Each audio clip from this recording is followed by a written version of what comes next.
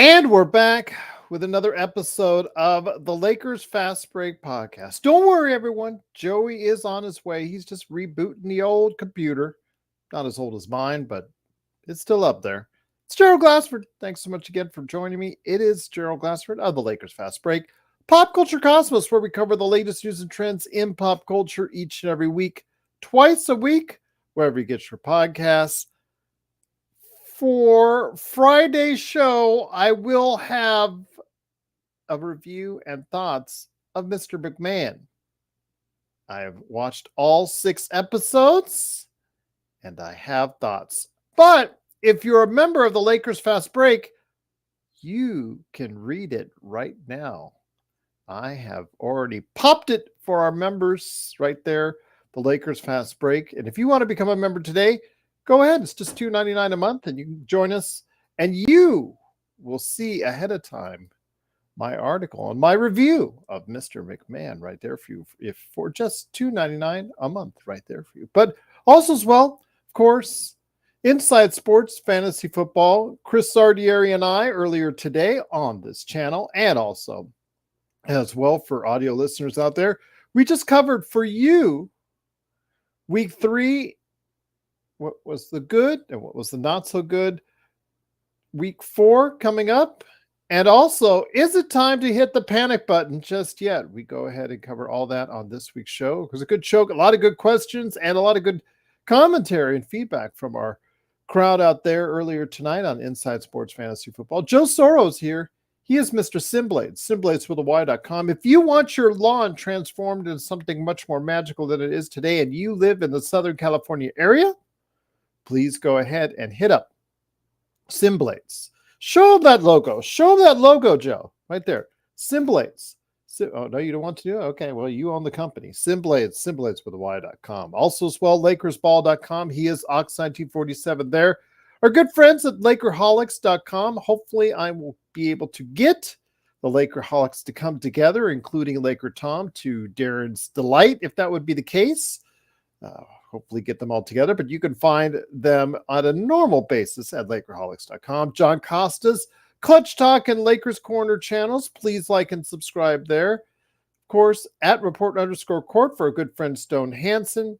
And of course, also as well, Empire Jeff TV covering the Dodgers and their plight in trying to sew up the division and the National League at the same time before they head into the playoffs. Also as well, of course, Lakers in 5, John McCalian channel, and Daniel Barry Sports Highlights. Yo, please support all these great places, but make sure you like and subscribe. Please subscribe today to get the latest notifications on when we go live on the air. When you hit that little bell for us here at the Lakers Fast Break. And again, members, $2.99 a month. Not only emojis, they get that. They get badges of all of us, for however long that they stay with us and stay a member. But they also get updates. They also get little inside notes from us when we go on the air ahead of time, and basic shout outs from all of us. So please go ahead and become a member today for just $2.99 a month right there for you. Well, the Lakers earlier today, they were at it again. The good buddies, the friends that they are. General Manager Rob Pelinka and Lakers coach JJ Redick were in front of the media today answering questions for you. We will cover what they talked about. We will critique. We will provide some analysis. But first off, I want to go ahead and make sure that we give a big shout out to all of our members before I bring it over to Joe. And want to give a big shout out to Intel Wild, Samir, JSJ, Kurt, Darren, Sports Baby, Richard, Bloodhound, and Xbox. Truly appreciate you being members. You get to see my Mr. McMahon first and foremost right there for you. But it is Joe Soro. Joe, great to have you here. It was the press conference today to, I guess, get us prepped for training camp next week with the Lakers. Them talking about a little bit of this, a little bit of that, injury updates, kind of vagueness on one injury in particular. talked about the focus on what they're trying to accomplish or what they're trying to focus on with the father-son appearance and how they're going to go ahead and take care of that for the first time to get that out of the way as far as that presentation is concerned between father and son of that, I'm assuming, first game of the year. They talked about the starting lineup as what we talked about on yesterday's show being the same one that they had for the last period of time, which was 23-10 overall last season. And then the vagueness began, Joe, in regards to questions that were thrown at him. There were softballs, but there were still some as far as, would you make any trades? Would you trade the picks that you have, whether it's one pick or two picks? Would you make the moves necessary if you needed to? Again, it was the usual Rob Pelinka, blah, blah, blah. I've got some more thoughts on it, but I want to go ahead and bring you in on this, Joe. Your thoughts on the press conference today for Rob Pelinka and JJ Redick? It was very difficult to listen to. It reminds me of all the political people who talk. I last maybe 3 or 4 seconds usually, and I have to turn the channel. It's just the same thing over and over again. It's the same stupid, not going to happen things that they say they're going to do. And what a revelation. He's going to start the 5 best players that the Lakers have. I don't think that's anything worth hearing, to be honest with you. I know you have to tell people that's what I'm planning to do, but it's from my interpretation from what I saw was this particular coach, and it cracks me up because Redick was on a podcast. I think it was the Low podcast today, yes. and he had mentioned how Mazzulla was one of his inspirations, and it made me think that these guys actually think now that because Mazzulla came in for Ime Udoka in a kind of rushed situation and ends up winning a championship in his second season as a coach, they think that this is what's going to happen here. And it might be my interpretation of that, but why would you use him? Why wouldn't you use someone like Nick Nurse? Nick Nurse won a championship in his first year, correct? Yes. He had never been a head coach. Why using Mazzulla? What are you trying to say there? That you have that same aspiration, you have that same up-to-date kind of philosophy that's going to work. Okay, let's check off the talent there versus the Lakers. I don't think I need to go through that actually, but I'm just not the talk. We're gonna be doing the show here. We're gonna discuss what they're saying. We're gonna be there media day, I believe, on Tuesday, next Tuesday, right? We're gonna do our job here on the show and figure out what's going on. But as far as what I saw today, I saw a to-do for both Rob Pelinka and JJ Redick. And we're going to be seeing a lot of to-do until we actually see some game action.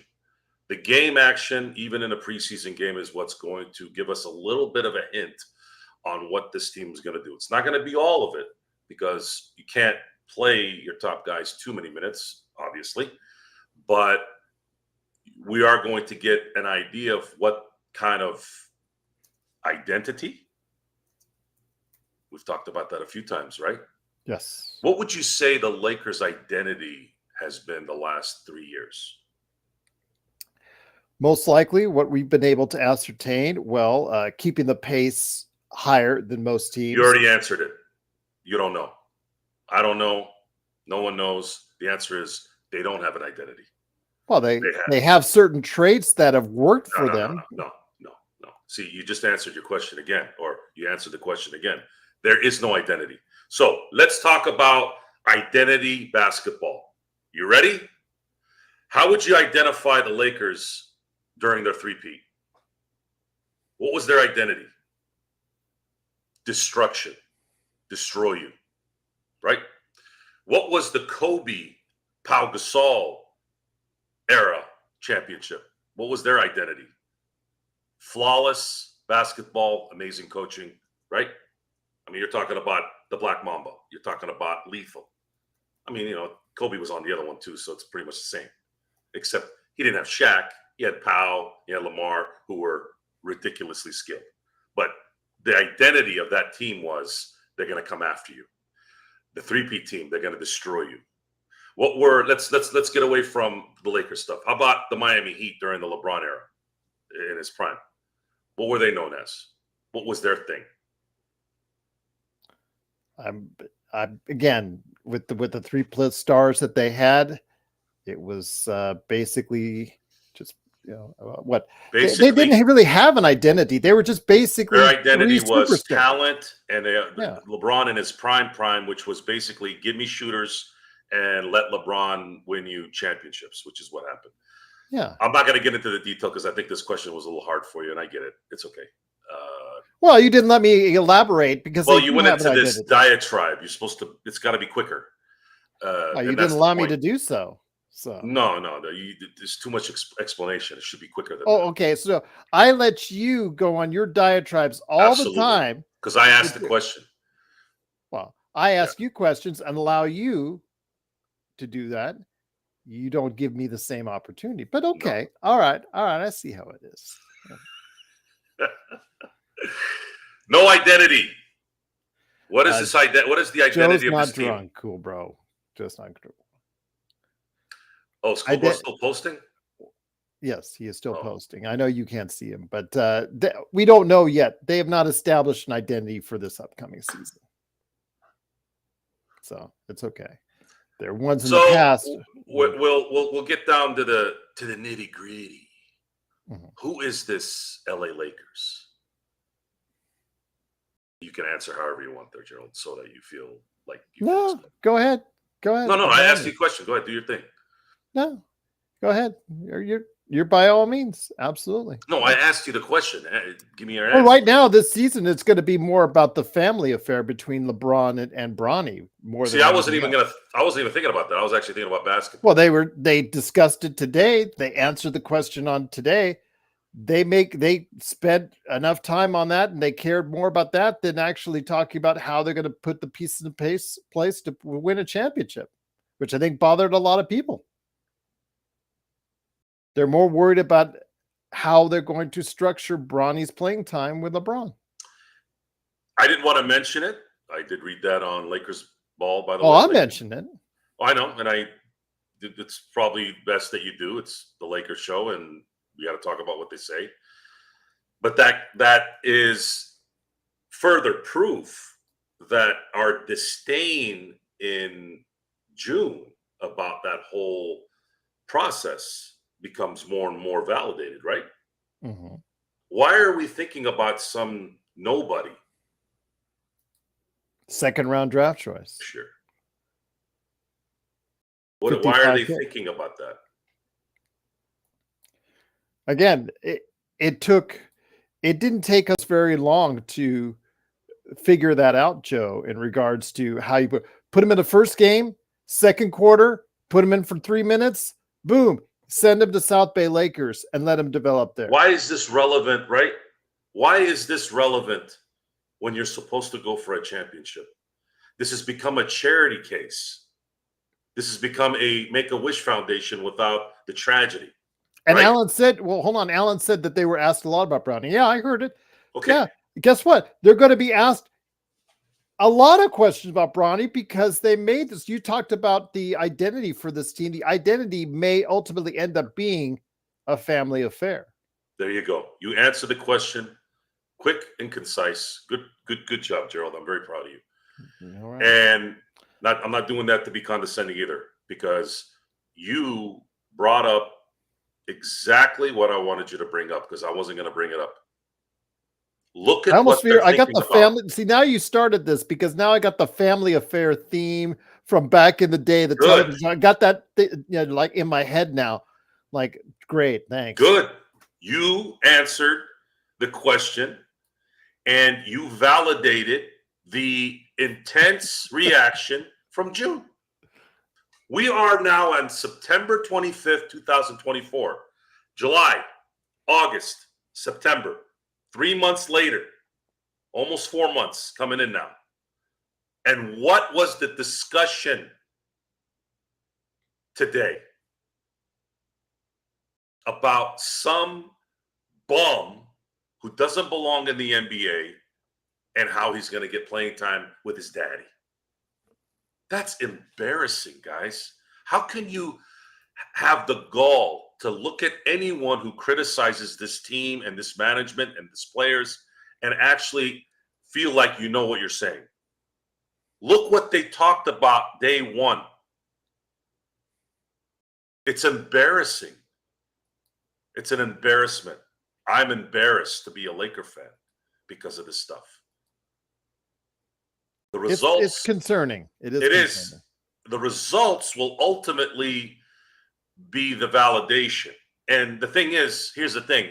I don't need what's coming likely to be validation. The validation's already been happening, but people like to have amnesia. People like to say, well, it's a new start. Yes, it's a new start to a season, but is it really a new start when it's the same plan? Well, Joe, there's a new coach. Okay. How many coaches have the Lakers had since 2020?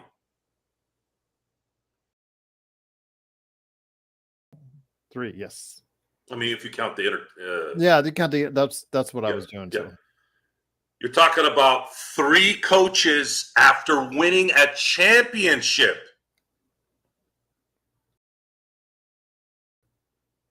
When does that happen? How does that happen? But we're talking about a nobody who doesn't belong in the NBA and how much time he's going to be Number 55 pick. It's absolutely a pathetic, and I'm still reading articles about just complete airheads that have no business commenting on this, saying that this guy's showing something. I mean, it's mind-boggling to me. I cannot believe how this actually, it shouldn't be mind-boggling. The amount of fake things there are in the world, just like that picture that you're seeing circling around right now with LeBron in a maid's outfit. You know, that stuff needs to stop, by the way. That's garbage. People who do that kind of stuff and it's not real, you guys are freaking, you're not only gutter trash, you're shit in gutter trash. Seriously. Once again, it is the Lakers Fast Break. It is Joe Soro, aka Ox1947 at LakersBall.com. And also as well, he is the owner of Simblades, SimBladesWithAY.com. It's me, Gerald Glassford. Thanks again for watching and listening. We're talking about the press conference earlier today with Rob Pelinka and Coach JJ Redick. Let me bring you up some quotes here in just a sec. Let me see if you are into some of the things of what they said and want to hear your thoughts as we get more insight on some of the things that were brought up when mentioned by or when questioned by the press out there. So let me go ahead and I'll bring up first D'Angelo Russell, which is always a hot topic on this show. JJ Redick says he has spoken to D'Angelo Russell more than any other player since he got the job. And his message to the guard has been, let's put you in a position to have a career year. Your thoughts on that, my friend, after what D'Lo did last year, still having the same, I'm assuming, holes in his game, but you know what? Let's see if JJ Redick can give him the foundation for a better year before he becomes a free agent. Okay, let's talk about the good parts about that comment. Mm-hmm. D'Angelo Russell is a talented player. I don't think anybody would argue against that. And if JJ Redick thinks that he's going to help him go up a notch, I I am on board and ready to listen on that, because D'Angelo Russell has the talent to be a very, very good player. He has been an all-star. The question will be is, are you going to tap into him mentally and have him ready in bigger games?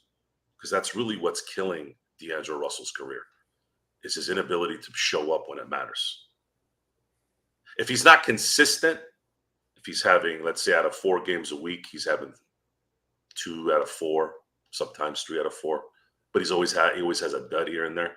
Yeah, that happens. That's kind of the tier he's in the NBA. He's not going to be the Shaqs or the LeBrons or the Kobes where they have one bad game every 2 weeks or 3 weeks, or heck, even every, maybe 3 months. But that is something I want to see, because if you have D'Angelo Russell playing better than he ever has in his career, that could be something good. However, what does that mean? What would make him better than ever? And how would it help the Lakers? Is he making more shots? Is he conducting the offense a certain way that's making it more efficient? Is he going to play slightly better defense? That could go a long way if you played slightly better defense. Is he going to be better team defense-wise? Those are the questions that I'm going to be waiting to see if they can be answered. But I believe this is more likely to go the right way than a lot of the other stuff that's going on, because we know who D'Angelo Russell is. We know he's talented. And we've seen coaching transcend a talent before. It happens sometimes in the right system. Plus, we know he's motivated because of the fact that he is going to be a free agent.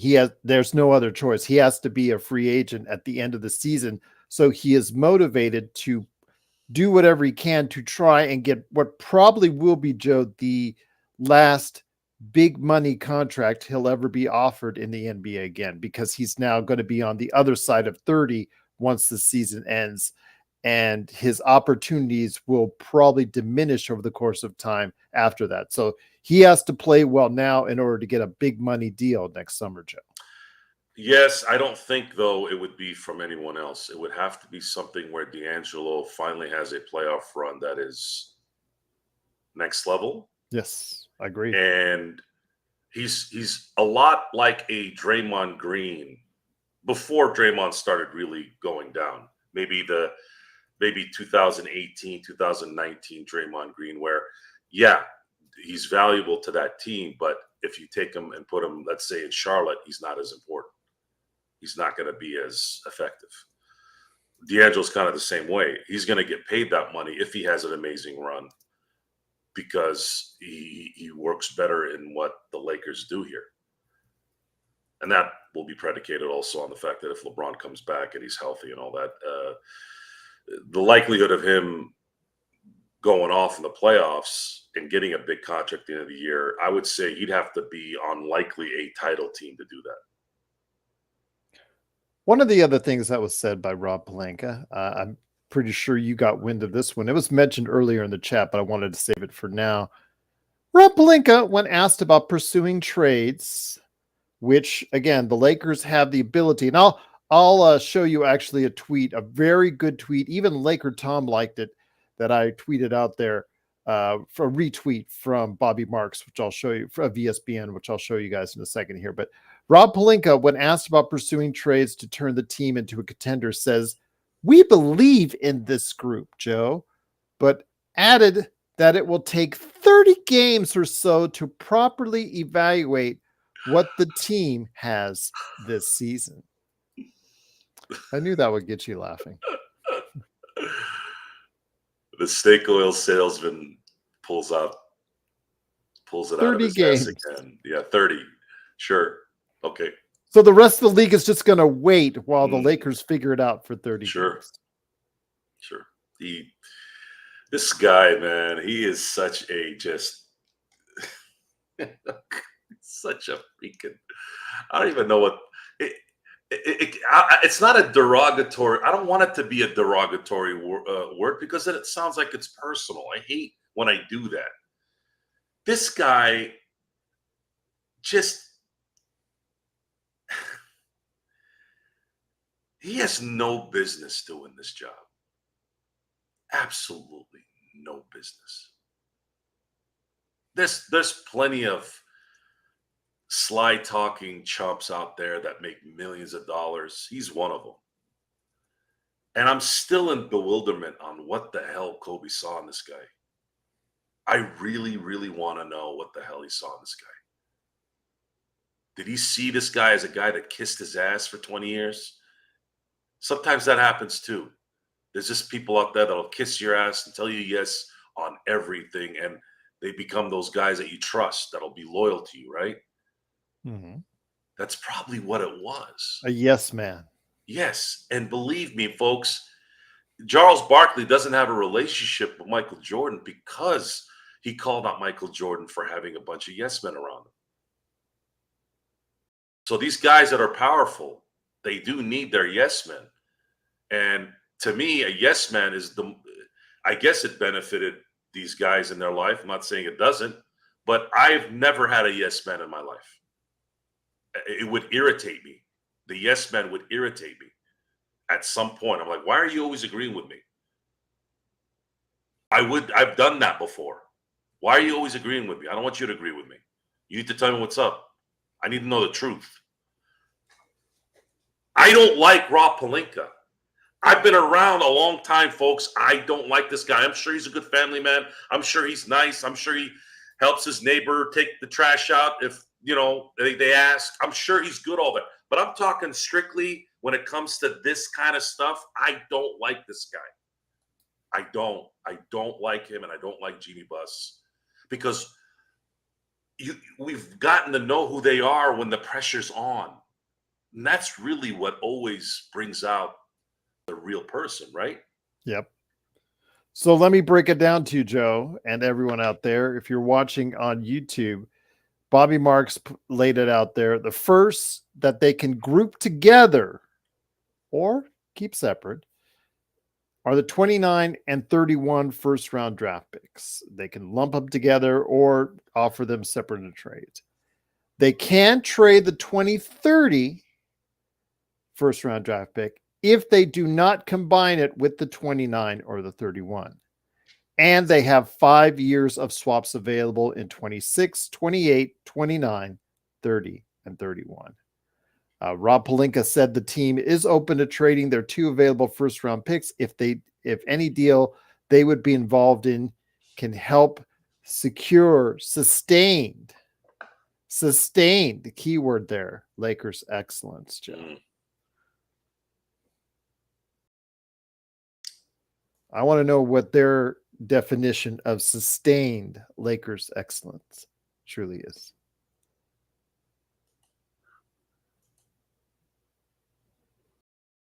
I guess the 2020 title has not rubbed off on their excellence observation yet. No, not quite as of and yet. we're holding our head up high for this appearance in the Western Conference Finals 2 years ago, which that's proof in itself that the Lakers fan base and the Laker organization in general have limited their quality of what's actually good. The Lakers hadn't lost in the Western Conference Finals since 1998 until 2 years ago. The Lakers don't lose in the Western Conference Finals. They usually always win that series. You know how I know? Because they've won 32 of them. Now, there have been different variations of that conference champion. There's been times where it was 2 series before you go to the finals. There's been times where it's been 3 series before you get to the finals. There's been times where it's been best of 3 in the first round. There have been times where there wasn't a play-in. But all in all, 32 appearances in the finals as conference or division conference champions. They usually win that. And not only did they not, they got destroyed in 4 games. So if that's excellence to you, then you're setting the bar low, which makes sense considering they wasted all this energy during the draft so that they can play charity event, a family charity event for their star. Well, Family Picture Day, as I mentioned to Alan, is coming up next week. I can't wait for that. There you go. I have yet Give out to the have yearbook. gotten into a really good discussion about this. I it's going to be hard to do it face to face live, but I wish I would have somebody that could say something live, not on the radio or on here or whatever. It's easy on here. People can stop talking, stop typing. But really, I want y'all to really make me understand how you're gonna convince me that this thing wasn't some big jerk off. When you're and at the same time you're telling me you're trying to compete and you're talking about Laker excellence. Joe, I'm not going to say that that's wrong because the schedule doesn't look great to start off the season. But 3-7, 5-5, 6-4, all depend. Again, they're evaluating their first 30 games according to Rob Pelinka to see where the team's at. One of the things, though, that is going to be in question, Joe, is the health of the team heading into training camp and the regular season. Rob did mention that Gabe Vincent, Rui Hashimura, and JHS, after the back surgery and all that, are all cleared for training camp, Joe. So your thoughts with Gabe Vincent and his tricky knee last year, Rui, various mild injuries, but he managed to get his way through the playoffs. And then I don't know, was he injured in the Olympics? I vaguely no, he was kicked. He was doing well, and I know he got kicked out of a game in the Olympics. There you go. And JHS, just we'll see what we have with JHS. But your thoughts on those three, being ready and cleared for training camp? We'll get to the ones that are injured here in a minute. I'm surprised JHS has been cleared. Usually back surgeries take a while. But yeah. Maybe his youth and his quick healing might have been what helped him get this done quicker. And maybe it wasn't as bad as most back. When you hear back surgery, that's usually not good. Maybe not when you're 18 or 19 years old. Correct. Joe. I don't know how the body is going to react after that. We're going to have to wait and see that on that. But at least it's a good sign, especially with Gabe Vincent, Joe, who we are expecting to, give us some big minutes off the bench. We paid him, or at least the Lakers did, 3 years, $30 million. So he's going to be about $10 million as one of your higher contracts coming off the bench. So he's got to be able to start producing for you because he didn't last season. So having him available for training camp obviously is going to be a good sign. But then we get to the players who are not going to be available, which does include Christian Wood, who I guess from what I remember is going to be out for 6 weeks after his surgery. They're going to reevaluate him at that time. So you could pretty much say he will probably not be ready to start the season. But then the conversation turned to Jared Vanderbilt. And I'm going to go ahead and pop in what his comments were on that. Very interesting, to say the least. Rob Pelinka says Jared Vanderbilt had procedures on each of his feet this offseason. So, like Chris Middleton, he had surgeries on both of his feet this offseason. Actually, it was both ankles for Middleton, but you get the idea. He called them successful and has optimism that Vando will be ready to play by opening night of the regular season. He didn't say training camp. He didn't say the exhibition season, but he's hopeful that he'll be ready to go without any real preparation or work with the team until the opening night of the regular season, possibly. Your thoughts on the continued, I guess, foot journey for Jared Vanderbilt as we, again, realize that he was hurting already when he signed that contract, Joe, and the Lakers just fell into whatever they were offering. And it's just another mistake by Rob on that one. Well, I thought he was going to be out for a while. Opening night? He's optimistic. When you hear somebody say cautiously optimistic, which that weasel Rob Pelinka I've heard say a few times, Mhm. that's another word. That's another phrase of saying what's the comparison I have to that? That's like saying we're gonna hire you, but we have to first check a few things. What the hell does that mean? You just said I was hired. Well, but we still have to check. It's basically a BS line. It's to back up your BS. And most commentary is usually always BS. Why not just say, I'm going to see how the body reacts to my workouts, and then we'll play it by ear. And then even then, is he going to be able to last playing maybe 70 games, 60 games, 50 games? What's Vanderbilt's numbers in his career? Let me check. They're not pretty, Joe. He's not an offensive player. Let's just put it that way. And Well, I'm talking availability. You know, his number of games. the talent starts with availability. Yes, If you're available, right? Yeah, let me get you his last few seasons. I'm looking at it right now. So he played 29 games last year. Okay. He between Utah and the Lakers the year before, he played 78 games, which is not bad.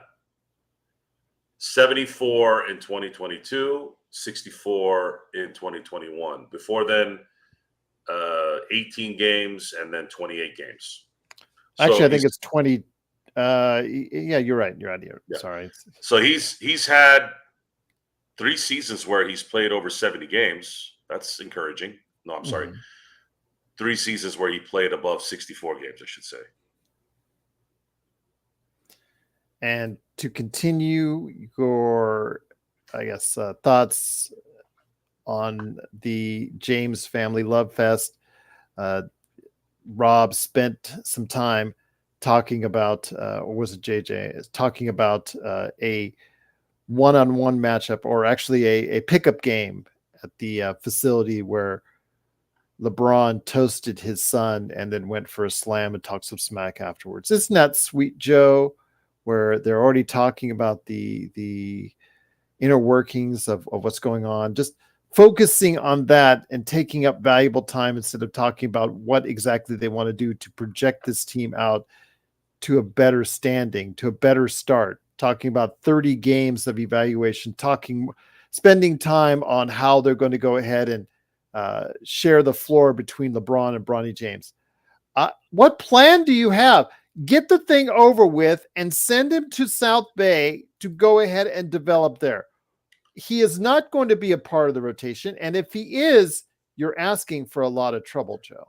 Gerald, we're just a bunch of chumps on some podcast. These guys look at people like us and they look at us like insects. We don't mean jack shit. I don't have enough money to break like 15 headsets if I have to watch him brick 3-pointers. So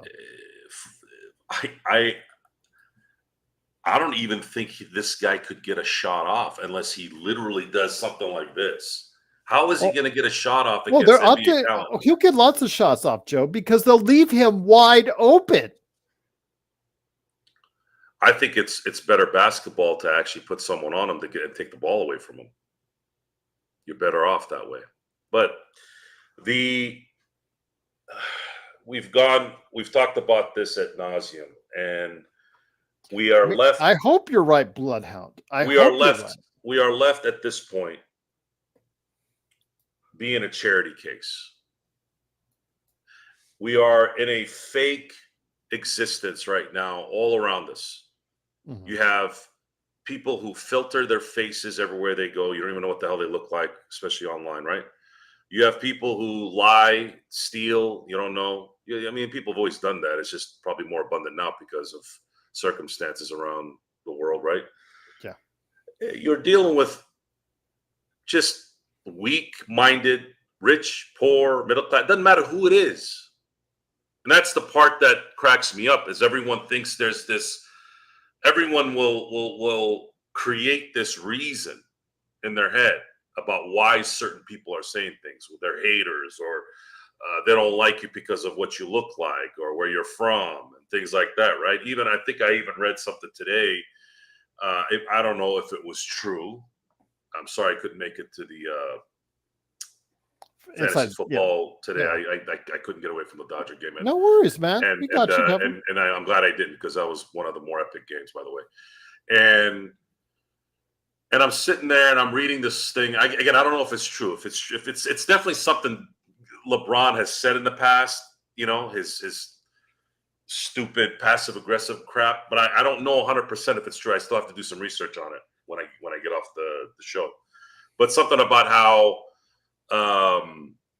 Bryce Young getting cut after 18 games or being demoted, yet Daniel Jones is still playing quarterback with the Giants. And don't remind our good friend Chris. What he was saying was he was based off what he was saying. He was inferring that it had something to do with this. And it's hilarious too, because you look at when you don't know shit about what you're talking about, which LeBron has made a career doing that. You still influence the morons that worship him. Anyone who pays attention to the NFL even a little bit knows that the Carolina Panthers have a reputation already, ownership, that they have no idea what the hell they're doing. Why isn't that factored in? Why are the Giants sticking with Daniel Jones? Maybe they're just that team that's like, look, we spent a lot of money on this guy. Let's ride it until it gets really off the rails, right? Yeah. I mean, they could very easily, just like Chris said, they could very easily be 2-1. They had a pretty good season 2 years ago. It was last year that kind of went south, right? But anyways, point is, the focus is not on winning championships. Look what we're talking about with Mr. LeBron James, Mr. self-proclaimed greatest player of all time.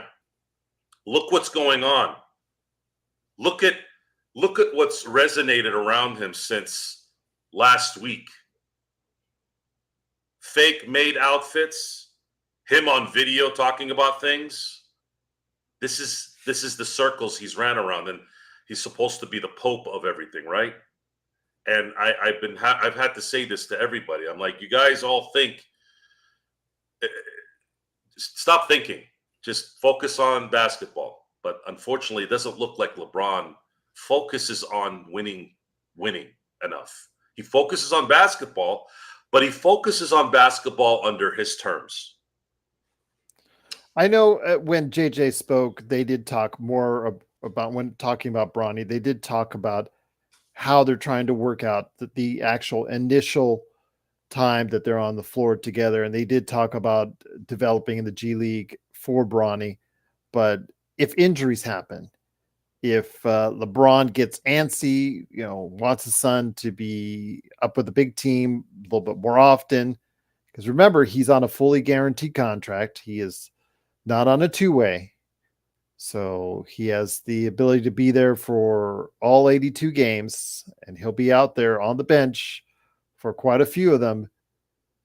He will be in the G League, hopefully, to get some time to develop as well. But yeah, Joe, I'm scared that circumstances will dictate, and he'll be out on the floor a lot more than what you or I would like to see in his first season. We're going to comment on the proceedings here before the season starts, and then we're going to let the gameplay dictate whether we are buffoons or we're not.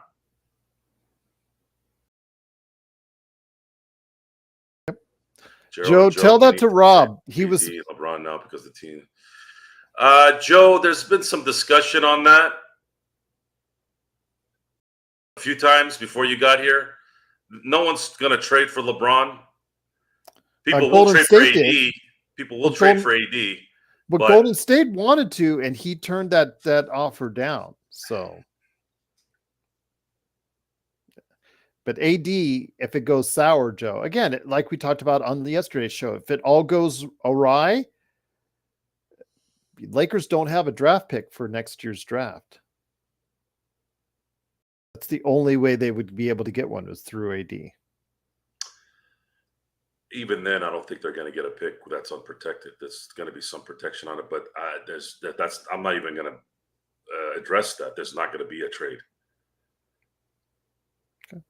It's not going to happen, and I don't necessarily want there to be a trade. If there was going to be a change in roster, I'd like to have AD still there. He still has 3 or 4 years left. I'd rather try to build through that and still kind of try to compete.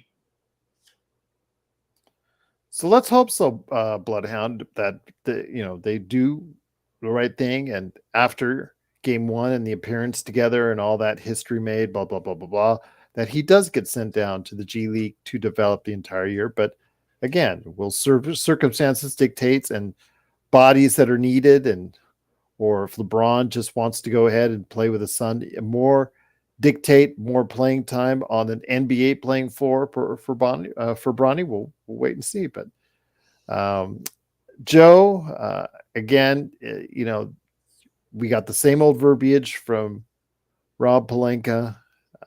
Just nothing really inspiring for Lakers fans to really latch on to. Overall, JJ Redick, I mean, well-spoken, but didn't speak very much as far as what he was going to be able to do, what kind of offense is he going to initiate. He didn't want to go into specifics on that, which was kind of disappointing. They did talk about Austin Reeves, though, and Rui, and seeing the fact that they have, in their opinion, a lot more room to develop. So they're trying to make sure that they focus on them, Max Christie, as far as trying to develop them to see if they can help plug up some holes the Lakers did have last season. To answer the question from, was it Sunday A? Or as I missed it. Yeah, there he is. Yeah, okay. Sunday A. I can't blame Anthony Davis for not winning a Defensive Player of the Year. That's the league that did that. And by the way, we're going to have a show about. I still got to figure out how to get exact. There's been a list online, but some said some of it isn't all the way correct. I'm trying to figure out how to get every single NBA voter legitimized. And when I get that list, I'm going to follow it this year. And there's going to be a lot of discussions on that. AD should have won Defensive Player of the Year in 2020, and it should have been unanimous. He got screwed that year. And he wasn't going to be able to win in 2021 because he got injured. 2022, you all know what happened there. 2023, Wembanyama was the best defender in 2023. I don't know what the hell happened. That was probably the worst voting I've ever seen. So MVP, AD isn't built to be an MVP, folks. It would have to be a monumental change here this year for him to be an MVP.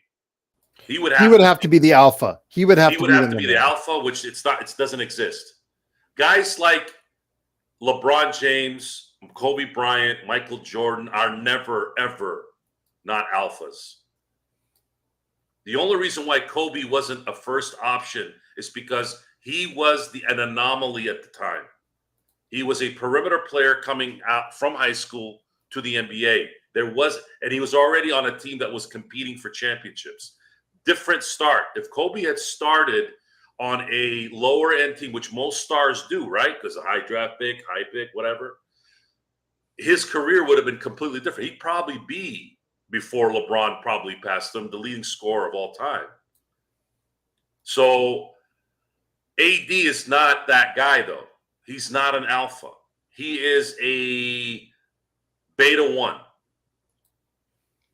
He's not a beta, but he's a beta 1. Okay. And it was good enough to win a championship. He was good enough, definitely the first 2 games of the finals. He was on the way to win an MVP in the finals. But then circumstances changed the last 4 games, and LeBron ended up winning it. And that was indicative. That series was very indicative of AD's career. And it's not in a negative way. AD dominated the first 2 games. I absolutely dominated. Then he kind of went away. Game 3, game 4, game 5, especially on the offensive side. Defense, he was pretty consistent throughout, but the offensive side. And if he doesn't do that, the Lakers sweep Miami and win in 5 easy. At the very least, they win in 5 easy. But in the end, it didn't matter. I saw, for sure, I'm sure there have been defensive stops, defensive players in the past, maybe finals I hadn't seen before that had the same effect. But I had never seen in a single game, in an important game like that, I have never seen that kind of performance by an NBA player. Anthony Davis in game 6 was the most destructive defensive player I've ever seen in a game that important for a full game. He absolutely ripped the Miami Heat's hearts out in that game on defense. They could not do shit that whole game. It was phenomenal. And it was one of those things where you have to watch the game 3 or 4 times to really know. Kind of like a really good comedy. Good comedy can be funny at the beginning, like the first time you watch it. But what's great about a great comedy is when you watch it 4 or 5 times, you catch other things and it makes it even funnier. Yeah. And then after a while, it becomes repetitive in your head. And now it becomes a classic because you know every line and you know every little thing that you missed the first 4 or 5 times too. So that's AD's career in a nutshell. AD's career is he's going to be in the Hall of Fame. He'll have won on every level. He'll have won as a Laker, which is like winning like a Yankee, right? Mm-hmm. And he will go down as one of the most talented players of his era. He probably will end up making $500 million before he's all said and done. What a great life for Anthony Davis. I don't think he cares, does he? Nope. JJ Redick commented on AD earlier today. He said, I think we have not only one of the best players in the world, but one of the most unique players in the world in Anthony Davis. There are very few people who can do what he can do at his size. His ball handling, his skill level offensively, and certainly the fact that he's one of the best defensive players in the world. But it's going to be hard for him to win a defensive player of the year this year, especially if Wembanyama takes another step. I'm in agreement with you on there. I know we went back and forth on Wembanyama for last season, but I'm definitely in agreement with you now on Wembanyama for this upcoming season. But still, AD has to play at a MVP-like level for the Lakers to reach that vaunted next step. We talked about that on Monday's show as far as that has to happen. That has to be something. He's not only got to be there of every game, he's got to be there and playing at that level. And I don't know if JJ can unlock anything else in him because the shooting stroke, he will not do that. I don't care what JJ thinks. Having him behind the line is, if he even does that, is absolutely moronic. You need to get him more touches in and around the rim. And the thing is, can JJ build a better offense, Joe, to do just that? He's going to have to. Yeah. He's going to have to. All those things are going to happen. Too much hyperbole. Yeah. Too much Joe Rogan. Joe Rogan likes hyperbole a lot. Greatest this and greatest that. And unique. Oh, when did we hear that? We hear that every year.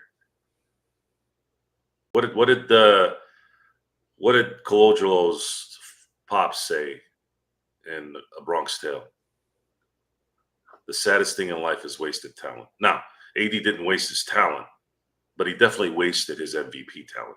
That's it. That's for sure. And if there was a time to tap into that, it would be right now. But do you see Anthony Davis being a relentless killer for 82 games? No, unless there's something that really lights a fire under his ass. But even then, What happens when he does have a 13-game stretch where he's playing like an MVP? Something happens. That's been his career. Something happens. He gets injured, pulls something. His body, his mind isn't about being that guy. Juan says, some Lakers fans, great to have you here, Juan. Truly appreciate it. Great to have everyone in the chat. Best Lakers chat room that's out there, Lakers Fast Break. He says, some Lakers fans, Gerald and Joe, they really hate the Austin D'Lo backcourt. I mean, you see where it falls apart. It's a nice regular season backcourt, Joe, but you see it fall apart. The weaknesses really start to stick out like sore thumbs during the course of the playoffs, and that's the problem. But Juan, as you would tell all those other fans who say that they really hate that backcourt, what are the other options? Don't tell me Max Christie, because Max Christie has proven absolutely nothing. Dalton Connect, much to, we think that he might become a player in this league. He hasn't done anything yet. So we can't say whether or not, we can't just give him a starting role and say, there you go, because the Lakers do have those two at the backcourt. There are no other options right now, Joe, that we can be comfortable with giving us a kind of contribution that we need during the regular season. The playoffs, again, that speaks for itself, but during the regular season, unless something changes, unless Rob makes a move, right now they're the most functional backcourt that we have. The Lakers management and coaching think that Max Christie, Gabe Vincent, and apparently Dalton Connect, whom was dubbed elite shooter today by Mr. JJ Redick. More hyperbole. Eyes rolling when I did more, that. More, yeah. I felt your eye roll. Actually, I wasn't even. I know the audio audience. If I had closed my eyes, I still would have known you were doing it. The podcast audience probably can hear my eyes rolling when you said that. I think that was pretty loud. Yes. Connect has to be more than an 8 to 9 point player if the Lakers are going to be a top team in the Western Conference. It's a fake. The fakeness of things continue to fester. We're going to find out how real this is. Are these guys talking themselves into this? Yes. Will they surprise us? Will they surprise us? Surprising us would mean a few things. AD playing 75 games as an MVP candidate? Has that ever happened? Why would it happen at 31, 32? And why it wouldn't have happened at 27, 28? Dalton Connect is an elite shooter. If he indeed was an elite shooter, why would he drop to 17? You pay Max Christie questionable contract because you've talked yourself into believing that this guy is going to start making shots and playing, let's say, good defense. What did he show you last year that made you think that? Gabe Vincent was injured all of last year on what? I still don't even know what his injury was. Knee? A knee. It was a knee. Okay. I was joking, by the way. I know it was a knee. Then you have Vanderbilt, who decides to have surgery a month before training camp. On both feet. Company time, part 2. Then you have Christian Wood, who's supposed to be your reliable big. Coming back with a vengeance this season. This was his vengeance season, yes. The vengeance apparently was on himself. Oh, Jackson Hayes. Jackson Hayes will be able to guard pick and rolls now, right? Is that what's going to happen? You see all magically these things, guys? overnight. You see all the stuff that has to happen. This is fundamental stuff. This isn't even, hey, these guys improved a weak spot in their game. This is fundamental stuff.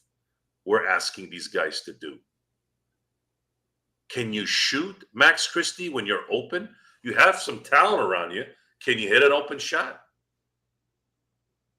You have the physique of an NBA player. Can you stay in front of your guy?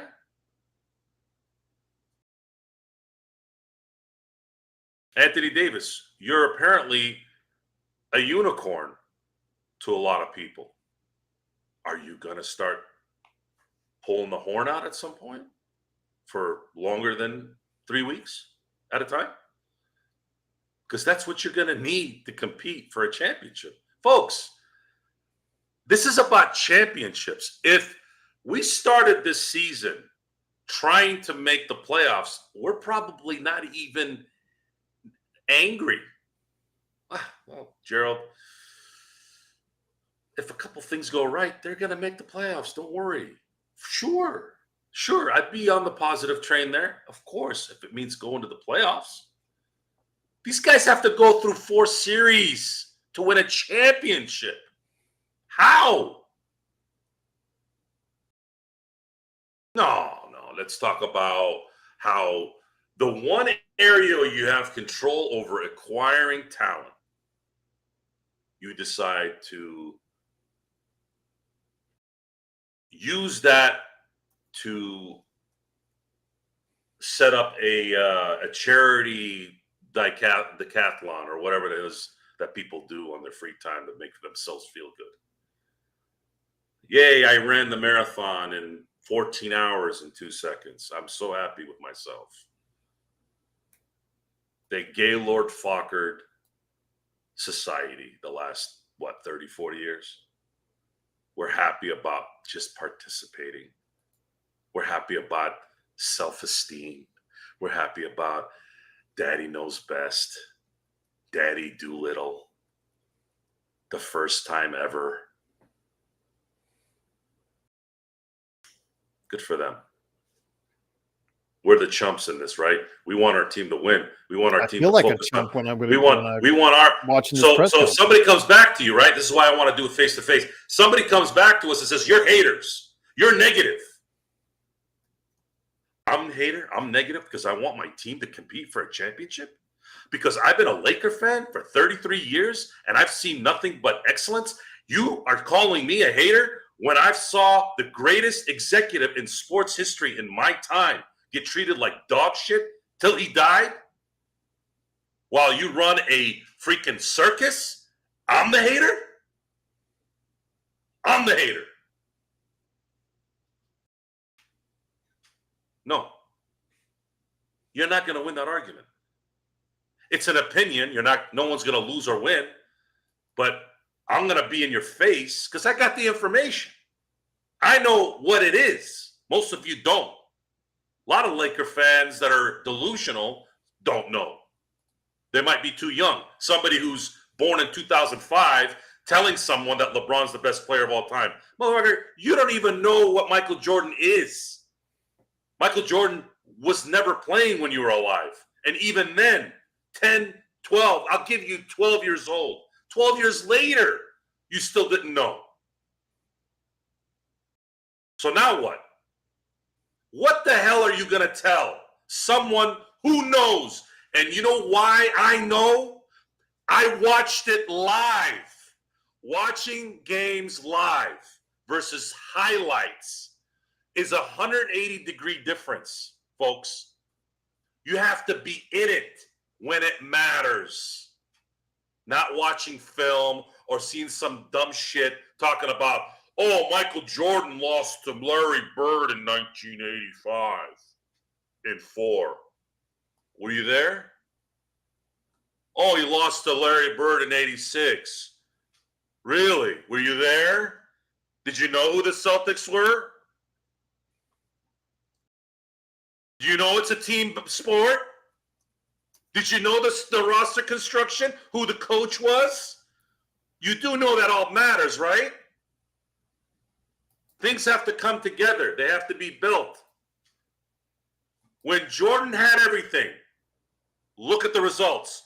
When LeBron had everything, look at the results. When Kobe had everything, when Shaq had everything, Look at the results, not when they came out of the womb. Oh, they lost in high school. Yeah. No, okay. Use your brain. This is common sense stuff. Right now, what are we hearing? We're hearing the same horse shit that they've been trying to feed us for how long? Quite a while. So what happened last year? Why were we so positive last year compared to now? I'll tell you why. Because there was results a little bit, and you're like, okay, they made it to the Western Conference Finals with this new team. Let's see what they do with this new team. When they ate shit, now I got angry, right? Now I'm like, what the hell are you doing over there? I'm not getting paid to go scout.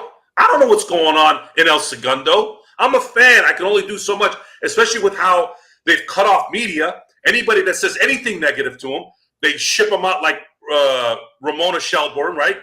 Like she never existed. I don't even know if Windhorst is involved anymore with any LeBron stuff because he was kind of mouthing off a little bit, right? No, they bring in Allie Clifton, who kisses everyone's ass, especially LeBron. My God, I've never seen anybody kiss LeBron's ass more than Allie Clifton. I mean, they brought her in just to kiss his ass. It's too bad because I really like Allie. Never do that. For those of you who are looking to go into that career, don't ever be a kiss ass. Now, some people are like, well, Joe, what about Ahmad Rashad with Michael Jordan? Those guys were friends.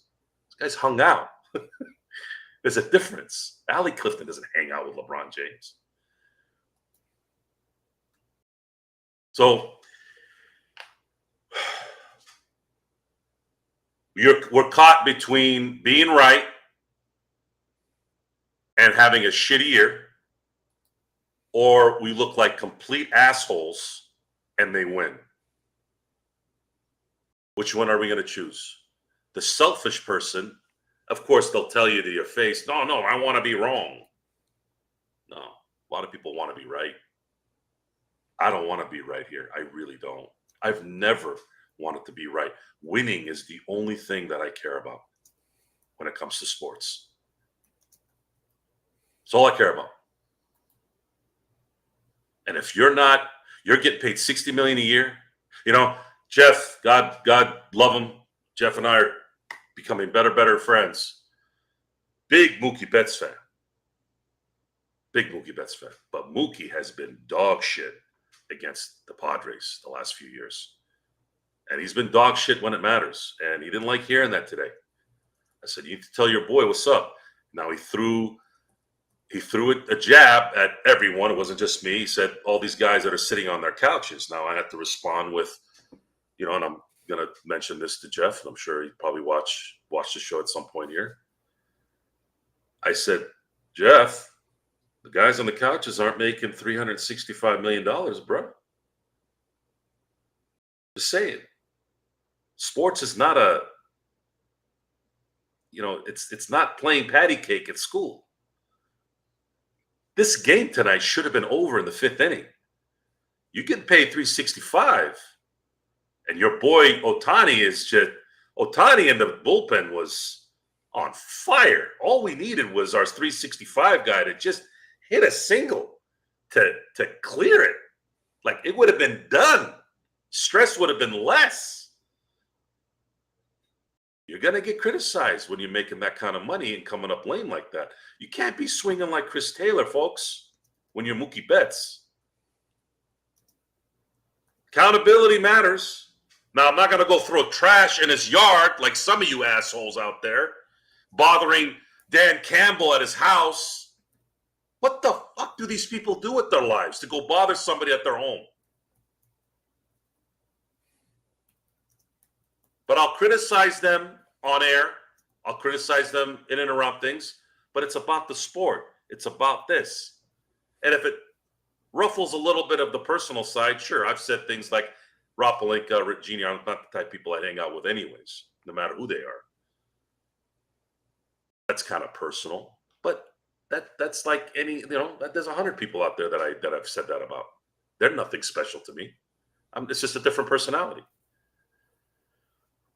So the Lakers started today with the positiveness.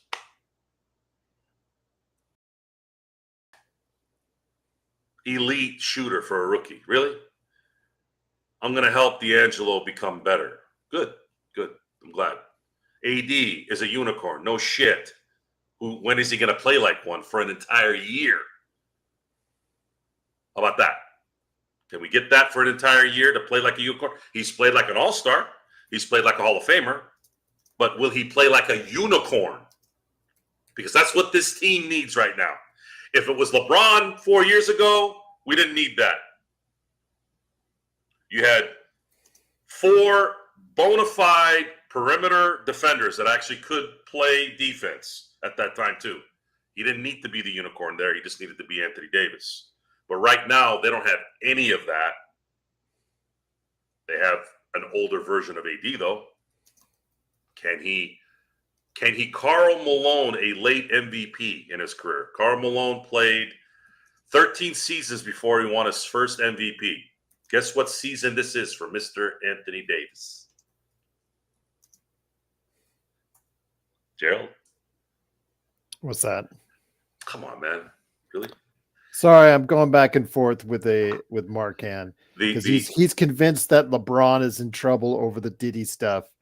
He's not in trouble. It's trash. He's not in trouble. He's Marcan. Stop trying to just again. If he gets in trouble, that's what he does. But those reports would have been all over already as far as the feds already. That is how it works, Marcan. Marcan, I do know how it works. I majored in journalism. I understand. I've investigated reports. I've investigated how law enforcement works. Don't tell me how it works. It doesn't work. Okay. There would already be news reports of LeBron being investigated and a guy dunking on his kid seemingly totally relaxed from what we're hearing off of today's press conference does not indicate that LeBron has impending legal trouble coming his way. So Marcan, stop it. If it does come out, we'll report it. We'll be among the first to report it, and we'll be glad to report it, and we'll give you credit for it. But right now, you sound like a goof. So please, get it out. Yes, he did have the quote. He does the video. Yes, we've seen it all. Joe sent it to me. I saw the video. I got 2 or other 3 people sending me the video that he went to the parties. Yes. But does everybody in the parties that went there? Well, are they all going to be arrested? Are they all going to be investigated by the feds? If you want, they may be questioned. If you want reference, there's been plenty of guys that have been interviewed. I think one of them was Marlon Wayans. He said, "I went to the Diddy parties. It's just that I left before the stuff started." There you go. LeBron could have done the same thing. Pictures leaked. What pictures? Let's see these pictures. There are no pictures. LeBron has made a career out of talking stupid. Okay, so Markin's telling you. Well, hold on, because Markin's saying that there were 4 people standing next to the adolescent involved in this. So, if Joe and I stand next to a murder suspect in our towns, do we become murder suspects too? I got a better one. My friend, I said this on the last show. My friend shook Bill Cosby's hand in 2002 at a comedy show while he was getting on stage to do his comedy act. Markin says, yes, we become murder suspects. Does that now make my friend a rape enabler? Folks, come on. Stop being ridiculous. Seriously. Markin. Yeah. Come on. You're being ridiculous. Stop watching social media. I have had to delete so much garbage on my Facebook. Every other goddamn post is about that piece of shit. I have never liked that guy. Never liked him. Ever. He's a open mouth breathing piece of shit. I used to call him. That's what I used to call him for years. And it had nothing to do with the Diddy Biggie thing, or I don't give a shit about any of that. Well, let me ask you this, Joe. Okay, when Diddy has a party? Okay, do you think he's going to invite a lot of people to this party? Most likely, yes. He's going to invite a lot of people to these parties, correct? My interpretation of what he was trying to do is he wanted to be the new Hugh Hefner. Mark, You you're remember a the lost Playboy cause. Mansion, folks? You remember how those parties went? Mhm. Everybody knew about the grotto. Everyone knew about the girls and all the stuff that went there. He was trying to create a new version of him being the Hugh Hefner of this culture, the 2000 culture. And of course, he put the best parties together because that's what he aspired to be. He wanted to be the guy that all the stars, almost like maybe even a Howard Hughes. Howard Hughes, for those of you who don't know who Howard Hughes is, Howard Hughes was the guy that was apparently had a lot of money and brought in the stars to hang out with him. And of course, he went insane in the end. Those guys don't last too long because at some point they get so big-headed they think they can. It's all about control with these guys. They want to control everybody. They want to be deviants because it's about control. Give it up, Marquand. Again, it would have already leaked out if LeBron was being actively investigated. Now, he might be questioned. Yeah, I would say that it's not out of the realm of possibility that he would be questioned on this. If I was an investigator, I probably would go ahead and spend a few minutes talking to him. But he's not being cited for anything. I have a theory for this. It would have already come out, Joe. It would have already come out. I have a theory on what's going on lately in society. I believe, this is a theory, I don't have any proof, that there is a whistleblower paying a lot of money to get these guys caught, because you're noticing all the pieces of garbage in Hollywood and the music industry and all these child people, they're all getting found out. I believe there's someone in the background putting a lot of money to this and getting these guys found out. Marquand, again, no politics, please. Keep it out of politics and religion out of And this. folks, you have to understand something here. Just because we discuss people's indiscretion doesn't mean we need to make it into a political discussion. Yeah, you need to keep that out. If you all are in denial that this piece of shit wasn't a scumbag before, then you're blind. Okay, and if you're gonna compare it with something else, that's on you. Okay, we're not talking about the other. Nobody wants to hear it. Nobody wants to talk about it. It doesn't matter if 500 other people are scumbags too. I hate when people compare one scenario with the other. It's still garbage. Okay, if this guy actually did what they said look, man, the feds don't screw around, by the way, folks. If you don't believe me, go ask ex-protected gangsters from like the 80s. Those guys don't mess around. Okay. You know what? Well, let me just say in the Mr. McMahon series, he did win a federal trial. Vince McMahon did. You know why it was such a big surprise that he won, Joe? Because the feds rarely lose. They don't take something to court unless they figure they can win. They usually win. They have a very high percentage of wins. So I think that it would have already been leaked in today's media world, with social media, with investigative reporters, with tips coming all over the place, Joe. It would have already been reported that LeBron would be in hot water already, and he's not. He's not acting like a guy that's in hot water. So Vince McMahon, when you look at his personality, it's very easy to be thrown into this, he's a power hungry, controlling sicko person, right? And Marquand, it doesn't matter. It leaks out. It always leaks out. Sorry. If you pay attention to what guys like The Rock says, Hulk Hogan, the guys who are in and around him, you don't really get a correlation to what he's usually being accused of. So let's just say, let's use the steroid scandal as an example, right? There was talk that they really thought that Hulk Hogan was going to say that Vince made him take steroids. And that was what they felt like they had in the bag for some weird reason. When in fact, he's just an enabler and it doesn't care.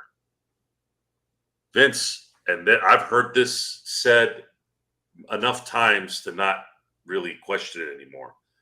People said that Vince did not care about anything except the business. Didn't care about anything else.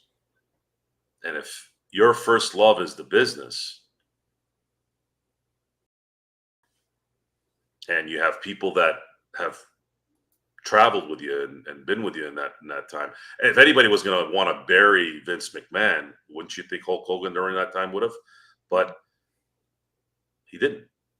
Did he lie? I don't know. Maybe.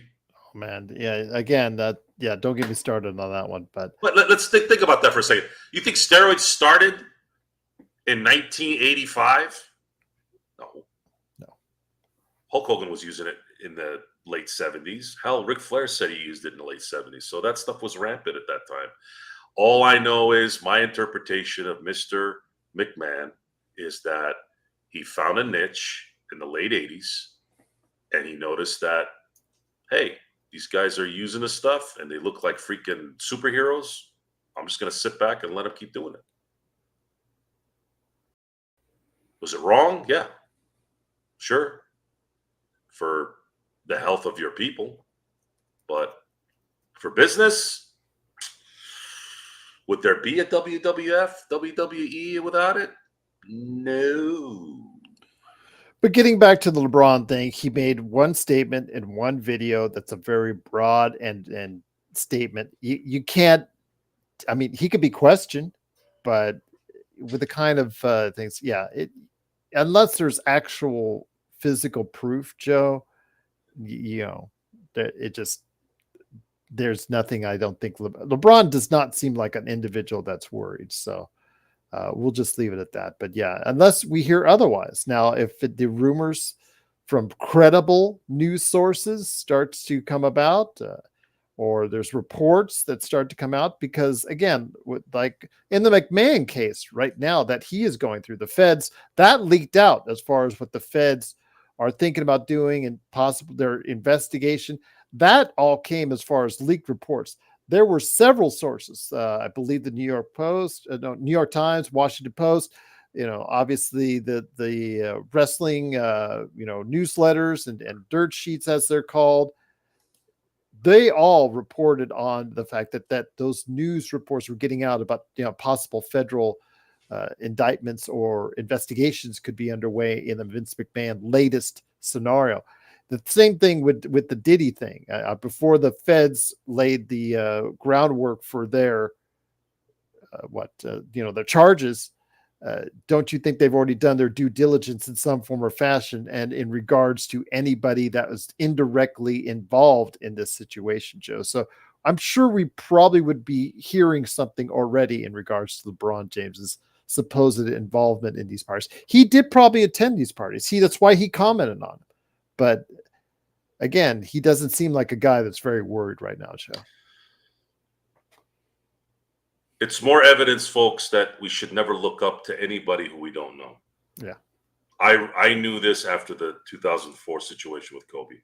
I was on the Kobe train before then.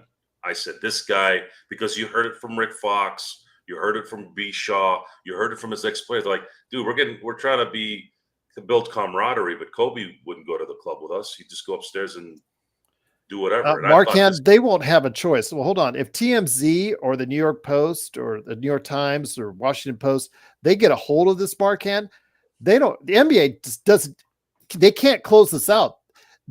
Somebody leaks it to the press, they're not going to be able to do anything about it other than trying to do damage control. You've seen it before with other NBA related scandals, Marquand. So please, let's just stop this conversation unless something actually materializes. I just hate talking about hypotheticals, Joe. I mean, it's just like one of those other shows that we always have to talk about hypotheticals, or they talk about this or these trade proposals or whatever, all these hypotheticals from these other shows and talking about this. And this is just salacious stuff that, again, is not real until we're given inference that it's real, Joe. The worst parts about but I'll end it with this. The worst parts about the McMahon situation, I know McMahon treated everybody like garbage. Women, men. These are Right, left. specific and serious allegations that are outlined in the lawsuit and then now in the federal case. So, yeah, there's specifics there, Mark, and in the McMahon case. You want to know really, sports baby? He's going to tell you it starts. I'll tell you what it is. McCaskies. Yes. Okay. Your ownerships have been, since Papa Bear has gone to heaven, that team has been run by a bunch of yackles. Well, before we head on out, speaking of the NFL, I did promise Xbox that you would give, because you made some money for Xbox, although it's for entertainment purposes only, that you would give him picks for NFL Week 4. So, what do you need there, Mark, for this week? Let me know. He's again, it's for entertainment purposes only, and it's up to you. You're on your own if you decide to take Joe's advice on any, or Chris's advice, or my advice on any NFL games this weekend. Because Chris and I did talk about NFL Week 4 earlier today on Inside Sports Fantasy Football. I don't know, JY. I'm partial to Razor Ramon's entrance. That when that pops, I no chance in hell. Yeah. Again, if you get a chance, it's on Netflix with the Mr. McMahon series that dropped today. Docuseries, about 6 episodes. Is 6 episodes, about 6 hours of viewing. So hopefully you'll get a chance. So, where's Mark? Huh? Mark, Xbox. What team did you need? He says he's just asking for. I don't think. Are you asking for one? Are you asking for a upset? He's thinking either Seattle or he's thinking Seattle over Lions. I would put all my money in the Bengals Sunday.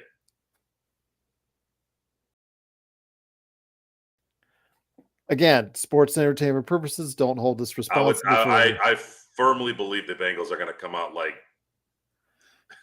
or Giants like over Tigers. Cowboys. See, he likes odds though. He's liking it because the odds, because it's laying. Well, I think they're favored by what? 2.5. It was 6 Giants, Cowboys over the Giants. No. I'm talking about the Bengals over the Carolina Panthers. Yeah. Is it 2.5? Was it 2.5? Oh, it might have been looking at a different game. Let me look. Hold on.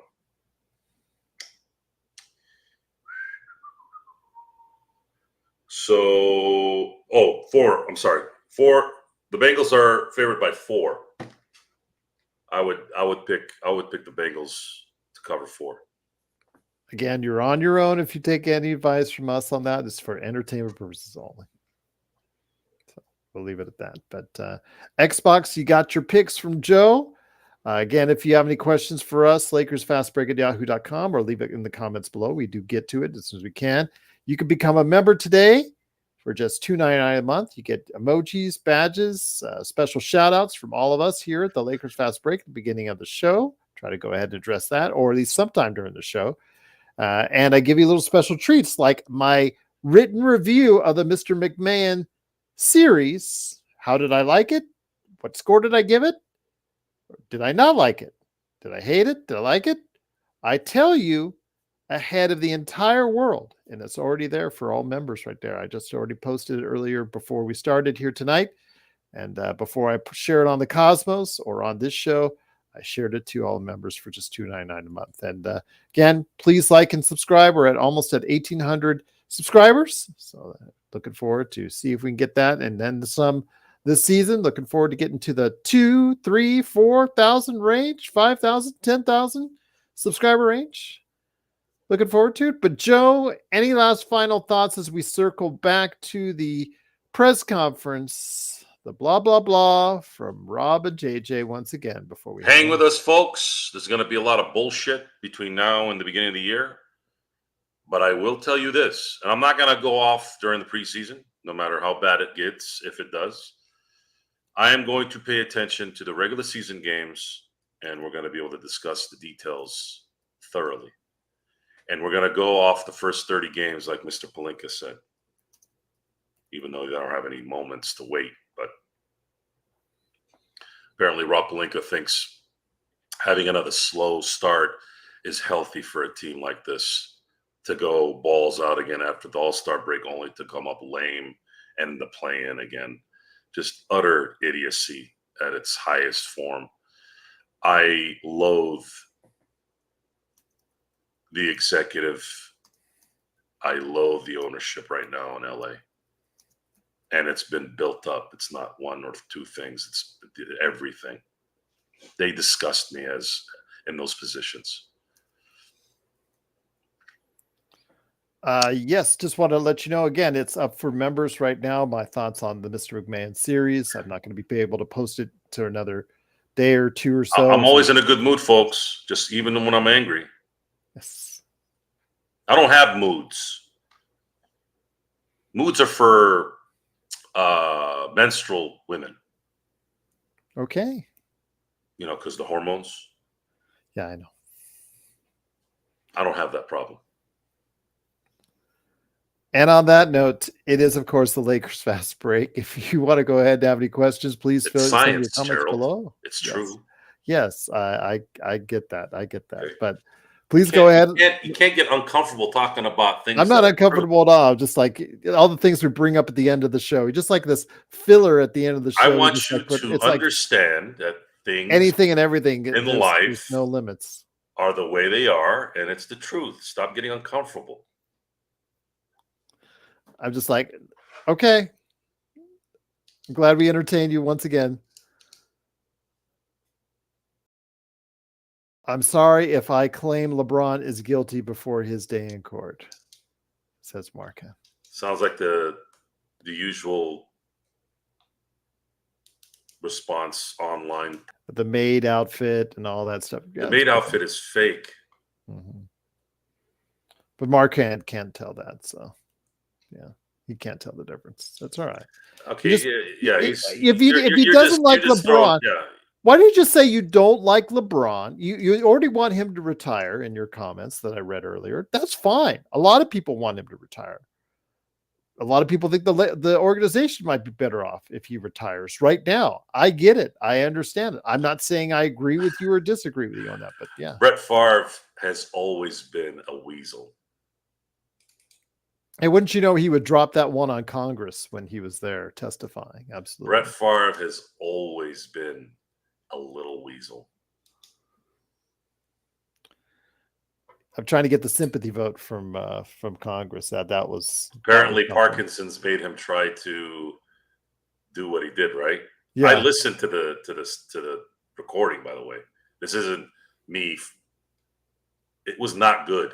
I watched the whole investigation. I've seen that. Yeah, that's but listening to the audio, much like the Antonio Brown audio when he was cussing that lady out, like that was it for me. As soon as I heard that, I'm like, this guy's freaking trash. Yeah, both of them.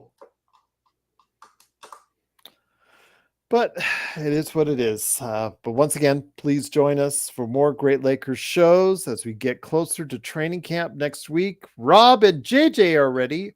Are you ready for the Lakers training camp? Please let us know. LakersFastBreak@yahoo.com. Well, again, go ahead and check out Inside Sports Fantasy Football. Huh? Who the hell is Chef Curry? He's talking about Steph. Why is he a chef? Cooking up stuff. It's a metaphor. So, because he likes to cook stuff. He has cooking videos. Markin, are you Cool Bro's evil twin? Just random shit pulled out your rear? Evidently.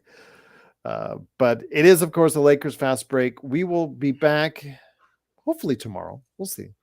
See if we've got some good stuff to talk to you about. And if we do, I know Chef Dylan. I know Chef Mario.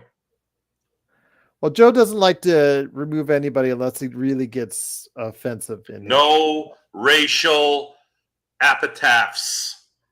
Yes. Which I agree. Wholeheartedly. 100%. Only coward pieces of shit talk like that. Say that to my friends to their face while I'm there. Do it that way. Have the balls to do it in the face.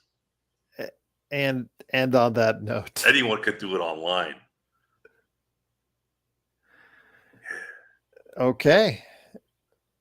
Yeah, he might be cool bro right now, but again, it is the Lakers fast break. It is Joe Soro.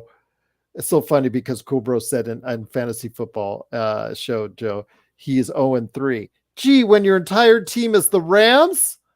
How go figure? Huh? How could that have happened? Sounds like his meals during the day. 0 for 3. 0 for 3 indeed. Oh.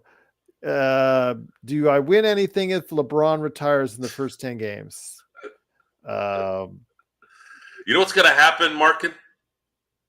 Talk Much to Laker like Cool Nation. Bro, Maybe they'll we're going to start ignoring you. Yeah.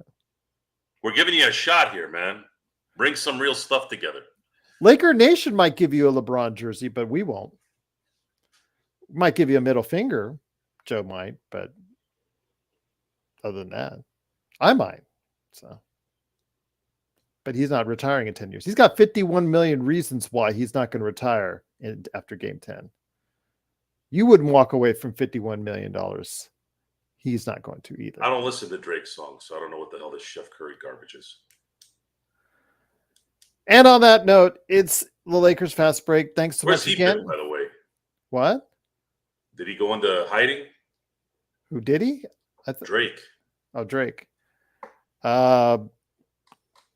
Maybe anticipating the Raptors season? I don't know. If you think LeBron isn't doing a farewell tour yet, well, yeah, exactly, Alan. We'll see where the ego lies on that one. So. A kiss the ring tour. Oh, man, we got to get out of here. This is getting off the rails. But it is the Lakers fast break. Thanks so much again for joining us. We'll be back tomorrow if more is needed to talk about right here on the Lakers Fast Break Podcast.